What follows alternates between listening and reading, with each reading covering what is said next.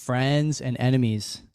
I don't know if it looks this way to you guys, but I was watching some clickbait YouTube channel the other day that I won't name, but I name all the time. And the guys, when the show goes live, are like waiting. They're looking in the corner for the StreamYard thing to go live, and then they hit you with the clickbait, like yelling. We'll never do that here, but I do have to wait sometimes to see if that thing goes live before I start talking. Anyway, solo tonight, at least for the time being, as far as Len is concerned. But I am here with Praveen Perera, Cove Wallet developer. I don't know if he's a software engineer. He's definitely engineered this thing. It's not every day that we preview, show off some new tech in Bitcoin that I get excited about. Len is the one who talks about nodes and other nonsense all the time. I really don't care most of the time, but I love a good wallet, and I'm so sick of blue. Green wallet sucks, and I think this one might be my go-to, certainly on my phone. So we'll get to all that. First, though, the sponsors. You guys know them. You love them. EasyDNS. Mark and team, been friends to the show for a long time. Just saw Mark yesterday, actually. Gifted him a CBP miner. Lots to talk about on the EasyDNS side. I don't know how to change my thing here. Anyway, it doesn't matter. The EasyDNS service is basically the best place for you to either buy, host, port, use, registrar services. Mark is the friendly neighborhood registrar. He's got everything there, including domain sure. So when you sign up for a domain, no one from some unknown third world country hacks you, claims to be Coinbase, claims to be your mother, claims to be your father, whatever. Grabs your user data, grabs your client list, spoofs your email server, all these things. You don't want that if you're hosting a website, hosting a service, running a business. Mark makes sure it doesn't happen. And then obviously for the Bitcoin enthusiast, of which there are many watching this show, you can do anything with the virtual private server stuff that your little heart can dream up. We talk a lot about the BTC Pay server stuff, nodeless implementations, Nostr, relays, things of this nature, all done the easy way with EasyDNS. Money back guarantee if you don't like the service, but I can't figure out why you wouldn't like the service. No one's ever asked for their money back from Mark. And if you go there and patronize Mark, you get 50% off your first round of buys. Use the code CBP Media, tell them we sent you, and you get that deal. Second sponsor, Bull Bitcoin. Not many other places you'd rather be buying Bitcoin and selling Bitcoin, certainly not in this country. And as they expand to the rest of the world, I think it's safe to say for the rest of the world as well. These guys are led by a group of extremists, one of my most fun group chats. I won't say it's the most fun. Let's say it's tied for first with another one. But these guys, for a Bitcoin company to go all in on self-custody when no one else was doing it, huge. For a Bitcoin company to go all in on living on a Bitcoin standard when no one else was doing it, huge. And not to mention they have great spreads, very low fees, privacy by default with their tools on every buy. And as I mentioned, should you be one of these people who want to live on a Bitcoin standard, do so over there, not just with gift cards, man. You can go there, use bills to pay your mortgage, your credit card statement, your cell phone bill, everything but the bar tab you skipped on last night, which you can't beat. We have a promo code. It's in the chat. Go there, sign up if you haven't already. Crazy if you haven't, but if you haven't, get $21 pumped into your account. Praveen Perera's here. The Maxi, the... I don't know. What else should I call you? You're the dev of Cove Wallet. Hilarious. Praveen's camera not focusing. He's working on it. He's deving up a wallet, but he cannot dev up a proper camera setup. His mic is also muted. I can see. Hilarious. Just completely discombobulated, unprepared. What's going on, buddy? Good to see you. Hey, I don't know what's wrong with my camera. It's kind of crap right now. Good. Let me try and get this thing figured out. Jeez. In the meantime, Praveen is looking at that. I'm going to pull up the website for Cove Wallet. If you haven't heard of Cove Wallet yet, you ought to have. It is the wallet that is simple but not stripped down. And Praveen's been working on this for some time. We've been fortunate at CBP to be able to actually see some of the stuff he's been working on behind the scenes. And I think this is really good stuff. I have it on my phone. I will admit that I have not sent any sats with it, but I have messed around a little bit. It's clean, it's easy, and it's free as well. Obviously, I mean, who's charging for this stuff? But Praveen, when you started working on this, Like there's a lot of people who fucking bitch and whine on Bitcoin Twitter, as you know. It's like the home for bitching and whining about UI, about software, about hardware. You got major corporations bashing each other and pretending they're friends, like, you know, NVK and the Ledger guys, and you got you know, the folks over at Blockstream talking about how the Jade is improved, and then they send out the second version of the Jade. It's just as dog shit as the first. Like people are just they're not really improving, implementing, doing any of the things people are asking for. You started doing this. Like, why'd you start doing this? What made you think you could finally do something better than what these guys have been doing? Honestly, it was kind of, I basically made this for myself, I think, if I like think about it. Cause, you know, on the computer, I use Sparrow like probably most people, at this point. Sparrow's great, right? Is that what you use? Yeah. Oh yeah. Yeah. And on my phone, I basically use Green, but use with Green, use was just like being able to look at the transactions, because I couldn't actually send transactions because I can't. There's like no coin control, right? Yeah. And I can't use it with my cold card, tap sign, or none of that, right? So, so I was just kind of surprised, like, as I was using Bitcoin more, I didn't want to have to go to the computer every time to basically send transactions to someone. You know, everybody has their like deep cold storage wallet that Bitcoin only comes in, and like I think that's how most people start, right? And for that, yeah, just use Sparrow, just do it on your computer. But as you get into Bitcoin more, and you know, actually start using it more, then you kind of come into the situation where like, hey, you know, I'd like to use it with my phone, maybe with like QR codes with the cold cards or NFC, whatever, and I don't want to have to go to my computer every time. So that's kind of how I came onto it, and like I'm not doing anything crazy. I'm just supporting all the Bitcoin like standards, you know, like PSBTs, the different bips, and the biggest thing is just trying to make it easy for people. And I think I have some experience with that just from just kind of helping people get started with Bitcoin. You know, you kind of know where people struggle, and it's good to know people like Plate who need help. I love a good stray on this show. Okay, so no, he's been super helpful with the feedback. Like, because you need someone, not to like pick on him, but do you not need newbies or people who are just not crazy about their setup, right? Like everyone kind of knows how to use Sparrow. Sparrow's I would guess the cream of the crop for like desktop wallets. But again, like when I think about the mobile wallet landscape, there's nothing really good. Nothing really stands out. Yeah. Yeah, he's helpful because like it's kind of like learning something new. Sometimes the best people to teach you is someone that just learned it, because like as you become an expert, you forget what you struggled with when you first started, right? So I've been trying to get more new people to give me feedback, not just like experienced people, and yeah, that's been helpful. Okay, so what have you? So give me just sort of the rundown here of what you've done besides the, you know, making it simple. We talked a little bit about coin control. You're supporting a lot of the standard, like the Bitcoin standards, overused term, but we'll use it here. And then you also support some cold card stuff. I'll cop to that. We spoke this morning. You told me to import my XPub to Sparrow. I didn't do it because I had a busy day, and now we're going to talk about it instead. But you've obviously like done some stuff here that other wallets you think are either not doing that well or that could be done better on mobile, adding some functionality. Give me the rundown. Yeah. So just one thing is just try to make everything as easy as possible. Try to get rid of all the unnecessary menus and stuff like that, for example. So let's say if you had imported it, like I told you, you would have seen, basically there's a few ways to import it. You can go in through the menu and say, like add a wallet. Yeah. But the easiest way, what you can do is if you go back to the first screenshot, just scroll up.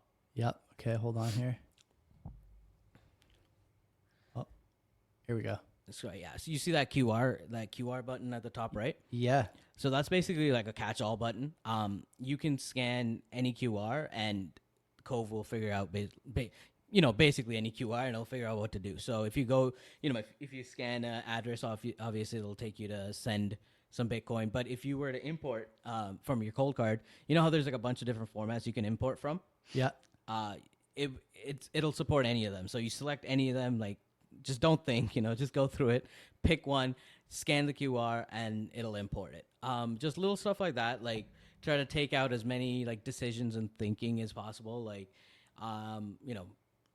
Okay, so here let's do it. Let's do it live on the air. I have a queue. I'm in the menu here on Sparrow on a second screen. I'm in the export on the settings for that queue wallet, that tab. Can I do it without having the hardware wallet with me? Yeah, you can do it through Sparrow. Okay, it's just export file, I guess. Yeah, I mean, you could go through the file, but you could also just scan the QR directly.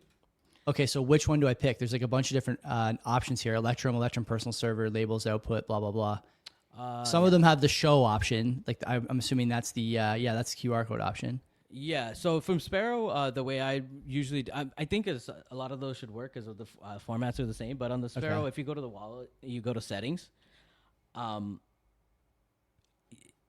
You see in the settings, it's there's like a couple subheadings. It goes settings and then script policy, and says like descriptor.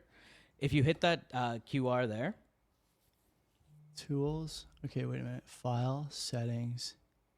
No, not file settings. Just in like just that blue on blue the side bar. menu here. Yeah, okay, yeah.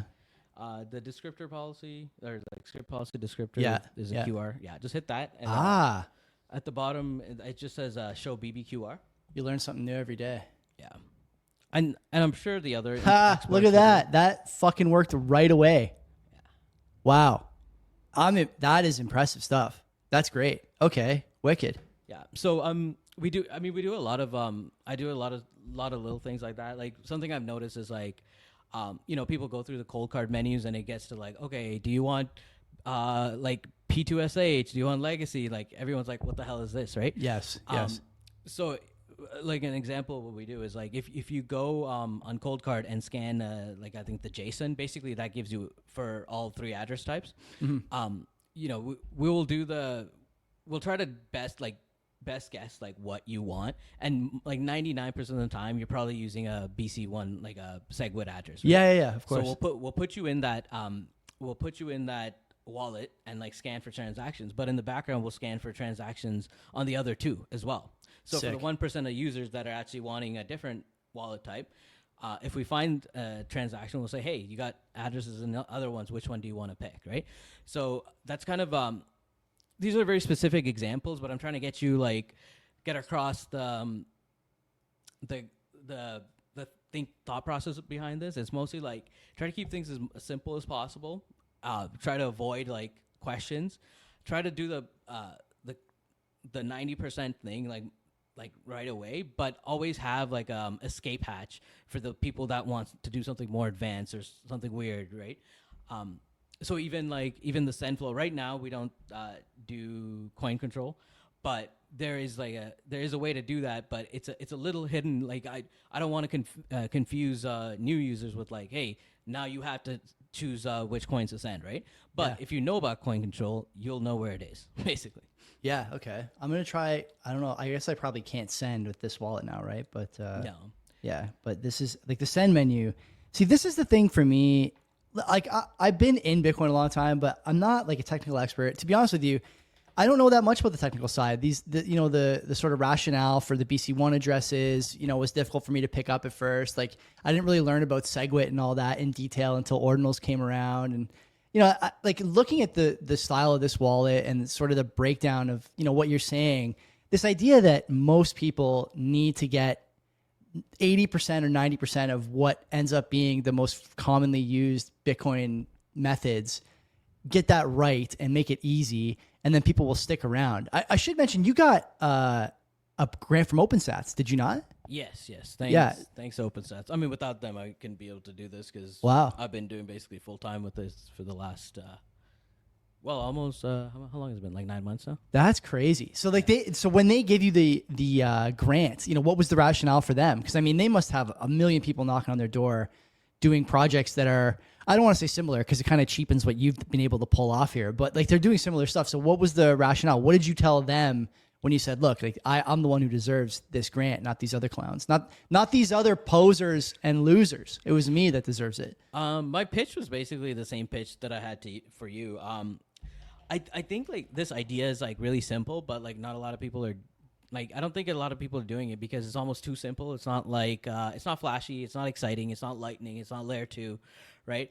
OpenSats, they do a lot of like work, grants for like background kind of work. That's like kind of the core, this other stuff is built on, making lightning better, a lot of stuff like that. And like basically anybody making a wallet right now is not making on-chain wallet, right? Yeah. Let alone for mobile. And if it's a mobile wallet, it's going to be a lightning wallet, right?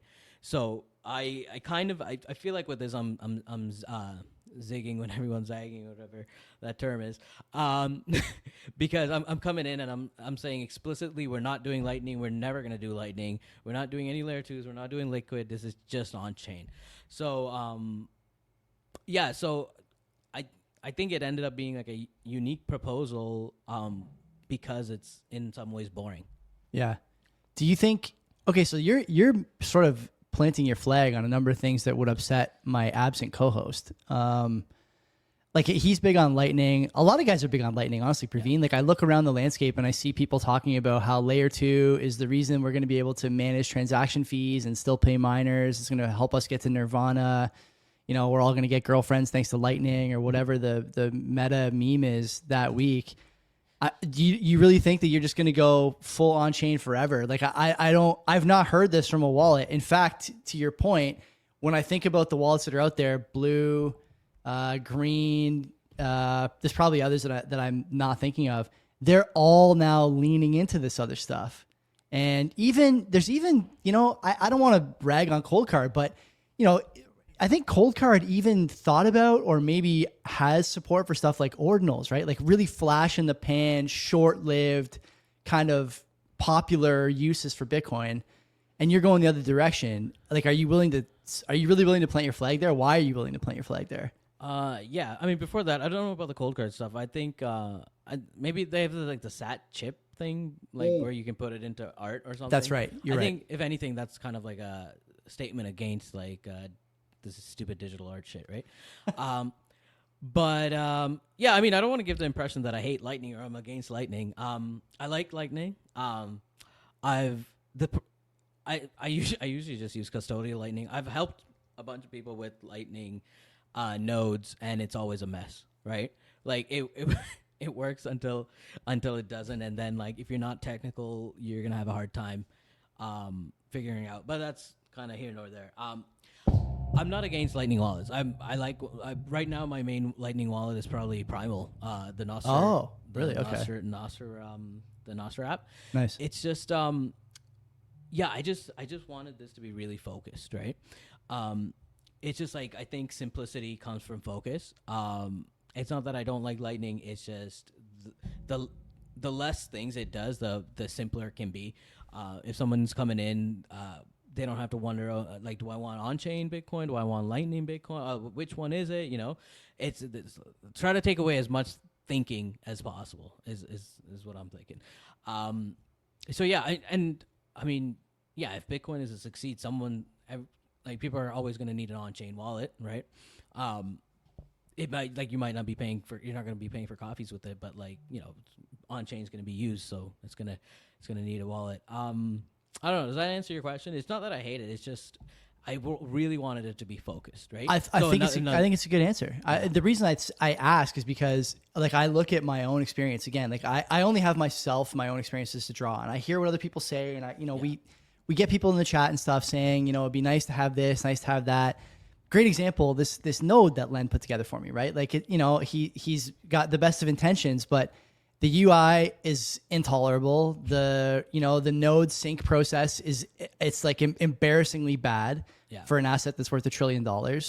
And you kind of go down the line of all these things that are problematic. And you could make the case that the reason these things are problematic is because people are trying to be too clever by a half. We have to use Linux. We have to use knots. We have to sync full nodes instead of pruning. We have to do lightning. We need to have all this functionality.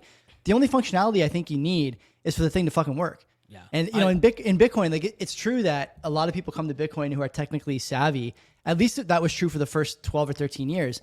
Now the people coming don't know shit about Bitcoin, and oftentimes don't know shit about like cryptography, GUIs. Like they need stuff that just works intuitively. It has to look like a COD menu, like it's got to be that easy. Otherwise, they're not going to stick around. And I like that about this wallet. I even like just now I was kind of comparing it to the blue wallet interface and the green wallet interface. I don't know how you use Green Wallet without unaliving yourself. I think it's a terrible product. I think this, like even syncing to a Jade is a terrible experience. The Blue Wallet is fine, but it's just too busy. There's too much shit going on that screen all the time. There's no real indication. Again, like from a user interface experience, if you consider what the iPhone or an Android looks like, everything is obvious. There's signs that things are clickable or functional or give you menus. Meanwhile, in the Blue Wallet, everything is basically clickable, has a hold function, but you don't actually know that until you try. And then I look at yours, and what I see is like some care paid to, okay, here's what this thing does, like the QR code. It doesn't matter if the QR code is to import a wallet watch only, like I just did in one go, no problems, or is it a send address or receive address? It gives you the prompt. I tried a receive address from one of my other Sparrow wallets. Right away, this thing asked me if I want to send. And, I'm looking at this now. It wants me to back up my wallet. I haven't obviously written any of the seed words down, but it's, that kind of stuff is invaluable and it's just not present anywhere. Everyone in Bitcoin is talking about, in my opinion, like I would say the wrong things a little bit. And it sounds like it's your opinion too. And maybe also the opinion of OpenSats. So why don't maybe we'll move from the why to what people can expect from this wallet in terms of functionality. You mentioned coin control. Maybe we don't talk a lot about this on the show, Praveen. So tell people maybe what coin control is and why it's valuable as a Bitcoiner that you exercise coin control when you're doing transactions. Yeah. Honestly, before I get that, I kind of want to expand on what you're saying because I think I'm like, maybe this is a grand goal, but like I'm hoping Cove does really well, obviously, but then I'm hoping people will take inspiration from that and like do stuff like that with Bitcoin. Like, I mean, like Umbrel is a pretty good example of like, paying attention to user experience and stuff. But I think we need more of that. Like Bitcoin, yeah, I think it's because it started with a lot of technical people. They have the, things you'll hear all the time. It's like, oh, what? Lightning's easy. Oh, running a node is easy. You're like, what are you talking about? But like, that's just technical people sticking their heads in the sand. It's not easy. Like, I don't care how many times you say it, right? Like, the fact that there's a market for Umbrel, like, node in a box means it's not easy. It's not a nice experience. Like, there was this argument with Bitcoin All Caps and Stefan Levera about, like, Bitcoin All Caps is all about, yeah, just run your own node on your laptop. And, like, we're trying to tell them that, like, we get it. You can do it, like, you run Linux, whatever. And it's like, yeah, you can do it. Is it a nice experience? No. So, yeah, I do think we need more, I don't know, just like more Apple-like user experience. People don't want to hear that, Praveen? Like when you tell them that, like even on this show, like Len, again, like he's not here to defend himself, but we talk all the time about how I shouldn't have an iPhone. And I'm just like, why? The security is what? Is it 1% worse than Graphene OS? And the user experience is 1 million X more pleasant. Everything just works better. I don't have to worry about the shit freezing up or everything being a shitty Android port from an iPhone original app. But it's hard to explain that to the Bitcoiners. God bless All Caps. I've seen All Caps at meetups, pint in hand, setting up nodes for people he doesn't know on laptops. So like he's all in. Like it's not an act. I think a lot of people should appreciate that attitude from him. But it's just not for everyone. And not only that, but like, listen, I know that a lot of Bitcoiners are not married, but I really can confirm it by the number of Bitcoiners who think that their wife is just going to be cool with this fucking 20-year-old laptop disk spinning all day long. What are you doing? I'm verifying the supply. Like, no, your wife doesn't want to fucking hear that. You need something that's like at least somewhat aesthetically pleasing, it's aesthetically defensible in your house. It's not going to be good for you otherwise. I had to turn the fan off on my stupid Raspberry Pi because it was too loud for the wife. Right? It's a tiny fucking fan. But like, she's like, oh, what is that going all day long? Shut that off. Yeah. So on that note, I've been trying to. she's like my first test subject for the wallet because I'm like, okay, like look at the screen. What do you think it does? Right? So yeah, if it works for her, I think she's a good first pass for sure. I love it. Yeah. What was your question though? Well, I want to ask you like why or like what's next. You talked about coin control. I'm curious. What else can you do with a layer 1 wallet? It seems to me like you would, in any other case, iterate functionality as Bitcoin expands functionality or whatever. But yeah. I get the feeling there's not going to be too much more on layer 1 on this thing. Maybe I'm crazy, but that's the feeling I get. And you don't want to do layer 2s, so you got the coin control stuff coming. What else you got coming? And what are you thinking about adding? So the thing I'm working on right now is tap signer support. I've been working on it longer than I thought, but I have screenshots I can show you. Send it. Are they in the stuff you sent me today? No, but I can screen share. Yeah, do it. Let's do it in a bit. But yeah, let me just answer this question. I think the main thing is I'm okay with this being done. That's the other thing. People make software and they're always trying to add to it and like blah blah blah. Keep adding. Like how can you be innovate? Like whatever. Like it's not it's an open source product. Like I'm okay with it one day being done. But that being said, there's a lot to do. Like so the big ones are coin control and tap signer, SAS card. And then I want to someone contacted me that they're doing another NFC type wallet. So just different wallets to support. Right now QR codes I support BBQR because like basically I use cold cards like I always have, right? So obviously I'm going to support the ones I have first. But some other wallets use a standard called UR, so I'm going to support that. What is that standard? What is the difference there? It's just another basically animated QR code standard. I do not like it, right? BBQR I was able to understand in like 10 minutes. It's super simple. It's like Grug Brain. Okay, like this is how like UR. There's like a deprecated one. There's like a version 2. I don't know which one is using. Like it's a bunch of shit. I tried for like an hour. I'm like, okay, you know what? I'm gonna push this off and do other stuff first, and then come back to it. But then there are like two things that I'm thinking of that I'm pretty excited about. Have you heard of PayJoin? Yeah. So I want to add I want to see what that would look like. PayJoin, for people who don't know, you can correct me if I'm wrong. It's a way to hide senders in a transaction, right? Do I have that, or recipients in a transaction? I should say. Yeah, from what I understand, it's like it's like doing a coin join on a transaction. Like something like if I'm sending you coins, we can like we can like basically create a transaction where we're both sending each other coins, and like a part of it goes to you and the rest comes to me. So it kind of just like obfuscates a lot of stuff. Nice. And I think I've heard a lot of like it's best if like exchanges do it. I think because since they send to a lot of people, I think can kind of mix those coins. Okay, not too sure. Been busy with this, but I know because recently there was this PayJoin version 2 thing came out. Yeah.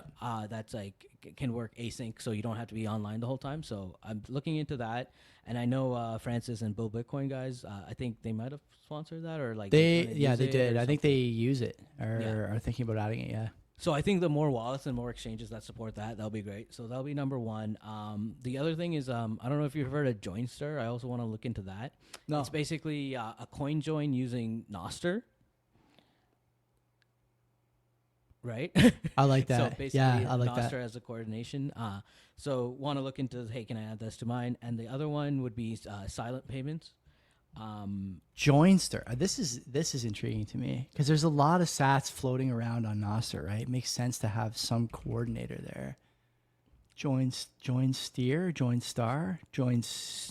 STR. I don't know. It's probably not going to be the first result on Google, but. Oh, here it is. Yeah, decentralized coin join implementation using Nostr. Yeah. Yep. Okay. Right. So that'd be cool if we can add it to that. And then silent payments, I think, which is like the other standard. It's like paynims where basically you can reuse addresses. So, there's a lot of different BIPs like that. People are still like innovating on chain and a lot of like privacy and stuff. So I think there will always be like a couple things to add. new wallets to support that kind of stuff. Yeah, that's basically where it's going next. So Well, also the big thing is right now I only have an Apple version or iOS version, so next couple months I'm gonna be working on the Android version. are you thinking about doing desktop? I kind of go back and forth on this. I don't know because like Sparrow is really good. It does a lot, so like it's not the most user friendly. Like just because it does so much, like the people that start with Ledger Live is all like just dead simple, right? Unbelievably easy. Yeah. So I think there could be like a market there, but I don't know. Yeah, honestly, you gotta ask me in a little bit. We'll see how this goes, right? Here's my thinking. My thinking is like if you're really new and you don't want something complicated, you might just end up using your phone anyway, right? So Cove is there. As you're ready to move on and like learn about more stuff, and you want to use the desktop, I think Sparrow is still like a great option for that, right? And right now, mostly what I want to really focus on is trying to make it easy to use with Sparrow. Like, for example, you know how you can do labels on Sparrow? Yep. So I've made it really easy to import those labels into Cove. So I talked to Craig, and he actually helped with this because what he did was he added a way to export the labels as BBQR. So you can get the labels onto your phone with just scanning a QR code. So that's going to be my focus basically. Why do you think this might be out of turn, but like, why do you think Sparrow never opted for a mobile wallet? I wonder that a lot because it's, even if they strip down the functionality, it would still be, again, like in my opinion, better than most of the stuff I've seen. What do you think his thinking was, Craig Ross? I'm not sure, but but he's also a one man shop, right? Like it could just be, and it's a lot of work what he's doing, because he's also right now he's keeping up with all the USB connection stuff. So he's supporting basically all these wallets, and like they all talk through the USB interface differently. So it's a lot of and like it's not stripped down at all, right? So he supports multi-sig wallets. Side note, that's another thing Cove will not support. We're not going to do multi-sig. Okay. Right? It's only going to be single sig. So I just think like he's a smart guy, and he's like, I don't want to speak for him, but like if I had to guess, it would be like Sparrow on desktop is great. It's taking up my time. I don't need to try and expand into other stuff. I'll let someone else handle the mobile, and I'll just make the best wallet for desktop. I think you're probably right about that. That's the thinking that I would have, but I wanted to get your opinion. You're obviously 100 degrees closer to this than me. What do you like? You've talked a lot in the past, not necessarily on the subject of Cove, but like I've known you for a few years, been in a few group chats, and I often see you talking about security and protecting your Bitcoin, ways to protect your Bitcoin, and some of the vulnerabilities that may or may not creep up with some of these wallets and wallet interfaces. Talk to me about the Cove security. People, I think generally, Praveen, are hesitant to use a hot wallet on their phone. Bitcoiners, guys like you and me, I think, who have been around long enough to see all these things happen. And God knows, like most of my vulnerable moments, my phone is available. Like I'm drinking at a bar, I'm sleeping, I'm playing sports, my phone's in my bag. At the gym, my phone's on the bench or something. I'm not looking at it. Like people, I think, correctly assess the phone to be a place where you shouldn't have a wallet and shouldn't have any Bitcoin. And you're obviously trying to get people to change their view there if that's the view they have. So maybe two questions, right? Maybe one, why should people consider having some Bitcoin on a hot wallet that's a quality hot wallet? And two, what security measures did you take to make sure that in the unlikely event that the cardio bunny snatches your phone while you're hitting two wheels on the bench, what are you protecting them with? So my tongue-in-cheek answer for this will probably be the number one security feature that I put into Cove is really good hardware support, right? Because with Green Wallet, you're probably going to use it as a hot wallet, right? Like, because you can't use our hardware. So one of the major goals of Cove is just like let's reduce the total number of hot wallets, not necessarily increase it, right? So by making it really easy to use with a hardware wallet, I'm hoping like you won't need to use it as a hot wallet, right? Beauty. So obviously a hot wallet. At one point, I even considered doing this as a cold wallet only wallet.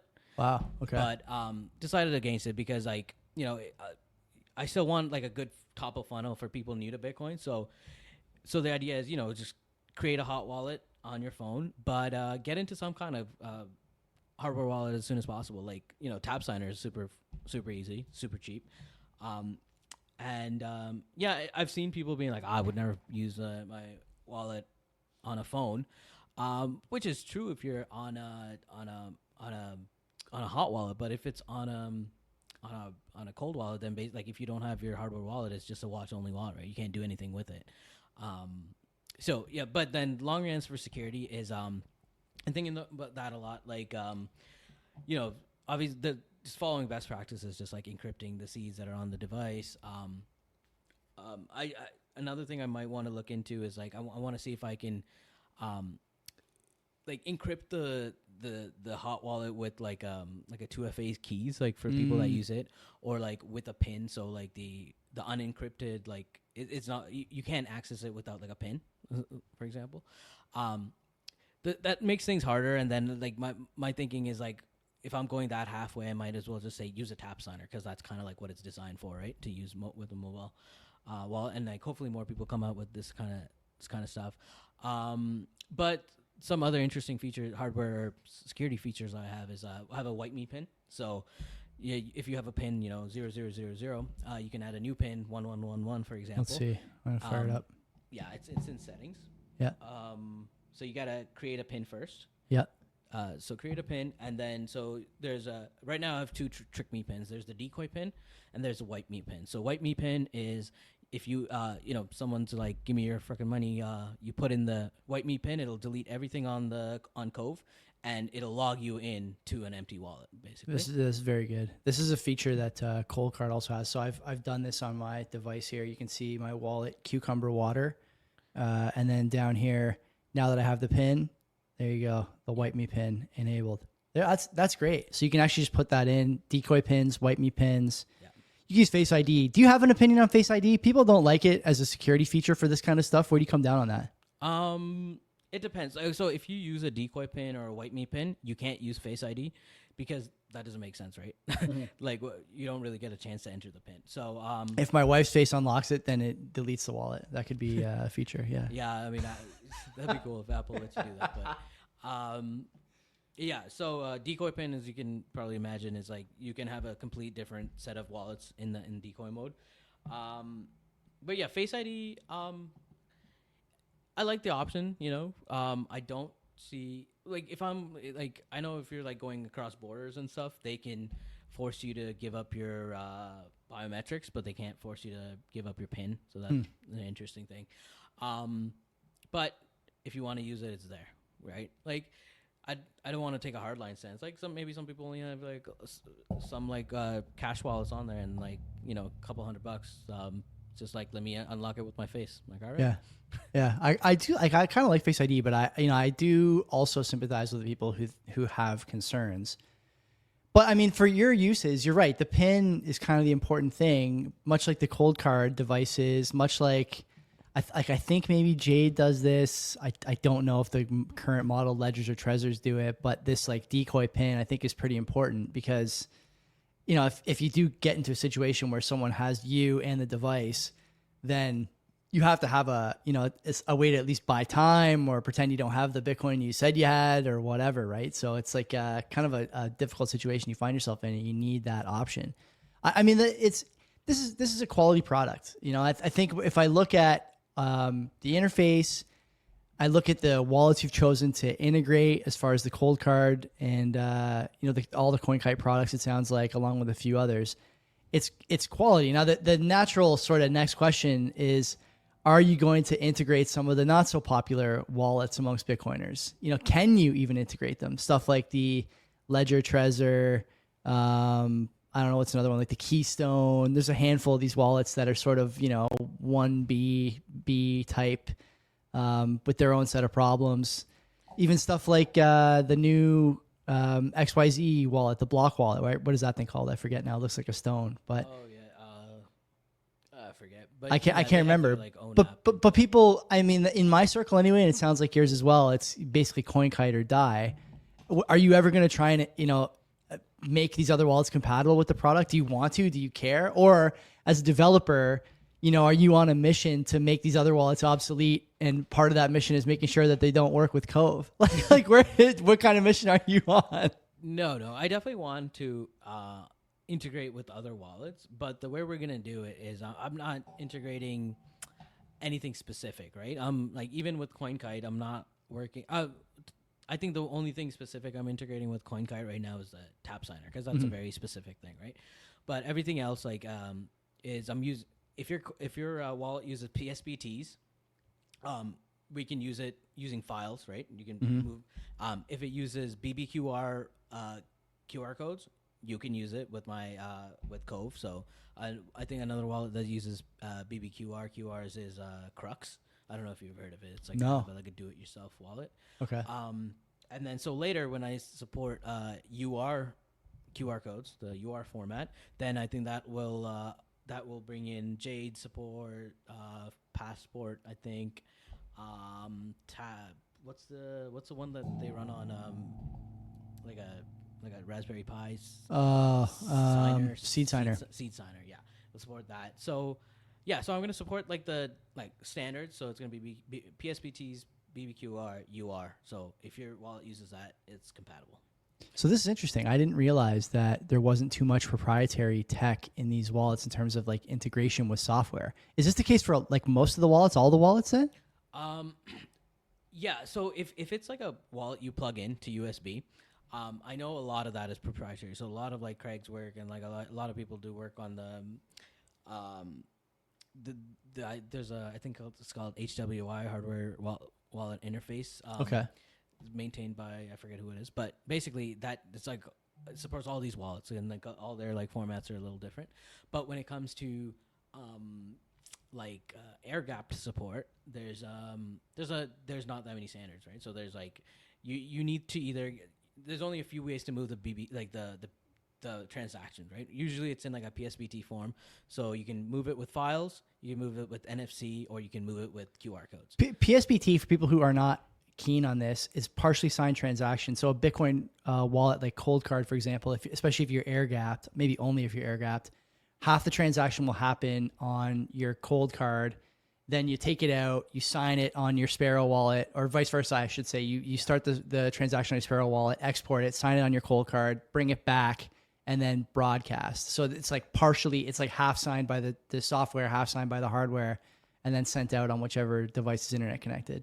Yeah, I know it's called partially signed, but like I don't think the software wallet like doesn't actually do any signing, right? Because their private key is yeah. Hard, so what would you say it does? Just kind of like create it initiates the first bit of it. Is that it? Like I don't know how you describe it. It basically puts the transaction together, right? So, you're basically saying I'm moving these UTXOs. Yeah. The fee structure is in there too. Amount. You're basically saying these are my inputs and these are my outputs, right? Because that's the entire transaction, just inputs and outputs, and then you give it to the hardware wallet and you say sign it.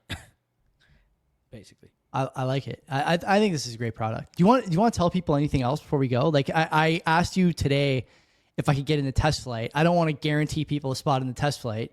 But if you have that app, maybe you can keep an eye on the Cove app in there and see if Praveen opens up a few slots. But if I missed anything, Praveen, like the floor's all yours, man. Tell people more about it, more about where they can find it, like dates. I don't know. Is this thing even in beta yet? Like what is the version number here? Yeah, it's in beta right now. There's plenty of spots open now. I started with like 25, but I think there's like 150 people in it now, so I upped it to 250 spots. I'm going to put the link in the YouTube chat here, and I'll put it in the show notes too. Yeah, I can show you screenshots if you want. Let's do it. Yeah, let's look at some stuff. So I'm working with a designer. Like it's basically just me and then designer part time. That's the other thing. There's a lot of ugly, there was a lot of ugly software in Bitcoin. How do I share this? All right, here you go. Yeah, it is true. Like you need somebody with an eye for color and things of this nature. Okay, So let's see what's without Praveen the got here. so Ooh. shout out to Adrian. He actually he's a Canadian as well. I met him when I was there, right? So like I've known him for a while. So yeah, he's been helping me. Okay, so let me show you. So this is basically have you used the tap signer before? I have seen one used, but I don't own one myself. Okay, so this would be basically you tap this tap signer to the back. This is what I'm working on right now, so I'm showing you basically. There's a starting pin in the back, so you give it that, get your new pin, and basically then you take into a new wallet, right? I think the one I want to show you is coin control, which I'm working on next. Me and Adrian I love a were good working coin on control this, UI. and, I think Sparrow's coin control is so good, but the UI still leaves a little bit to be desired. yeah, so I'm pretty proud of this. What we came up with.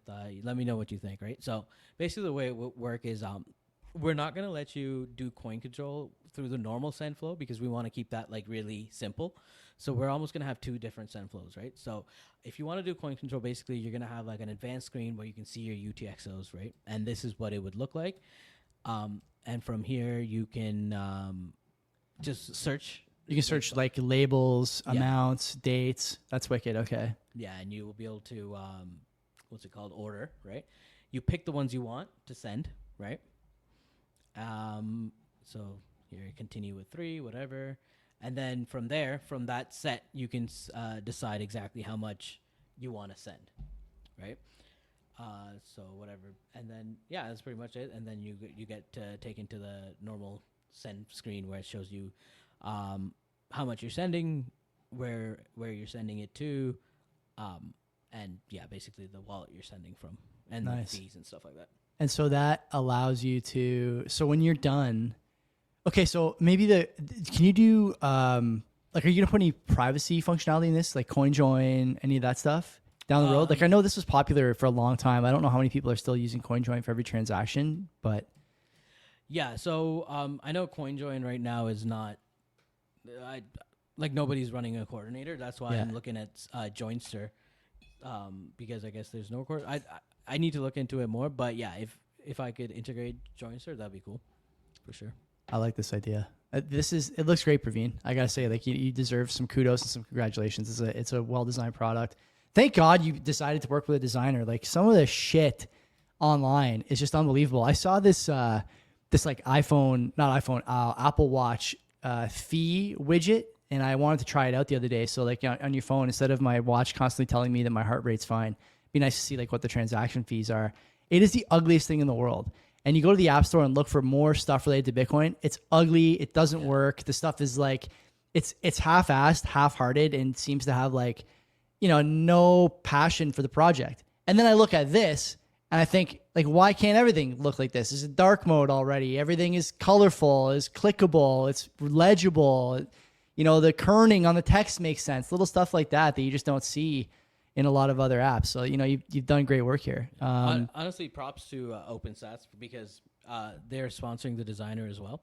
So it's a part-time one. But basically, I mean, the reason is like not a lot of developers, including me, are good at design. Like I can look at the design and know if it looks good or not, but I have no idea how to make it look good, right? Like I think I have an example. So Adrian worked on these screens for me. Those look great. They look good. these They look ones. really good. Yeah. And then I needed an extra screen. So I try to kind of take what he has and made these, right? It's all right because I'm kind of using his elements, but I'm like, all right, can you fix this up for me? And then it is this. Much nicer, right? Right? Yeah, it's just like clearly better, but you can't articulate exactly why. Yeah, I mean, I know why it's better. I just don't know. I don't know if I could have gotten there without him, right? Yeah. In the first place. So yeah, props to OpenSats. Because maybe that's the issue. Maybe people are willing to sponsor devs, right? But maybe there's I don't know. Maybe there's less designers interested in Bitcoin. Maybe there's grants available for designers. But honestly, the way we've been working has been perfect, right? Full-time developer, part-time designer, just two people. I run my because he's also good at UX, and he's very new to Bitcoin, so that also helps. So I explain to him how Bitcoin works, and all right, like, what do you think about this UX? And we bounce ideas off each other, and then he goes and designs it. It's great. Like, I would highly recommend, like, people do something like that. Like, you really need a designer as well. How do you apply for an OpenStats grant? You just write a proposal, basically. Like, it's on their website. You basically say what you're gonna do, why they should fund you, how you plan to do it, and then there is some like proof of work, like why they should give you the money. So like, like what have you done in the past to convince us that you can actually pull this off, kind of deal. Mm-hmm. Mm-hmm. Yeah, that's pretty much it. It's that easy. What's the meme now? You can just do stuff. Yeah. And surprisingly, sometimes it works out. It seems to have worked out here. When are you going to be ready to release? I'm gonna say like a couple months. So yeah, I'm almost done Top Signer. Then I'm gonna finish. What was the word I'm looking for here? Coin control. And once that's done, so people are actively testing it out. Haven't gotten like too many bug reports, and nobody's like, I've lost all my money. So that's good. So obviously gonna test it out a bit more, and test out the new features. But when I feel confident in like that everything's working well, I'll release the iOS app, and then I'll continue to work on Android, and then a few months from then probably do a beta launch for Android as well, and then full launch for that. Very strong. Tell people where they can find out more about you, more about the project, and we'll wrap it up. Yeah. I'm Praveen Perera on Twitter, X, whatever. It's his account's in the show notes already on YouTube. Yeah. I also have a Nostr. I use it sometimes. It's pretty good. It's just like sometimes like it's weird actually. Sometimes I get better engagement on Nostr, sometimes better engagement on Twitter. So I have been using both more often. Cove Wallet or CoveBitcoinWallet.com. I don't even remember. It's Cove Bitcoin Wallet. CoveBitcoinWallet.com. On X it's just Cove Wallet. Get into the test flight, test it out. It is beta, so don't put all your money on it, but tread lightly. Tread lightly. But if you are using it with a hardware wallet, the damage radius is obviously pretty limited because like we're not actually handling the money, and Cold Card does a good job of kind of verifying like are you sending it to the right place and all that. And also this is built on a software thing called BDK. I don't know if you've heard of BDK. Bitcoin Development Kit, yeah. Yeah, BDK is great. So without BDK, I wouldn't have been able to do this in this time because they handle a lot of like the cryptography, the money handling code. So, they let me actually spend time on making the UI nice and the UX. So, thank you to BDK guys, Steve, and all those guys there. So, and then that's good. So you don't have to trust me that I'm smart enough to handle all the cryptography because I'm not. I'm just kind of making a nice UI for it. It looks great. Thanks for listening, watching, everybody. Try out Cove. If you have questions, send Praveen a DM. He likes pictures of feet as well. Until next time, take care of yourself. Good. Later.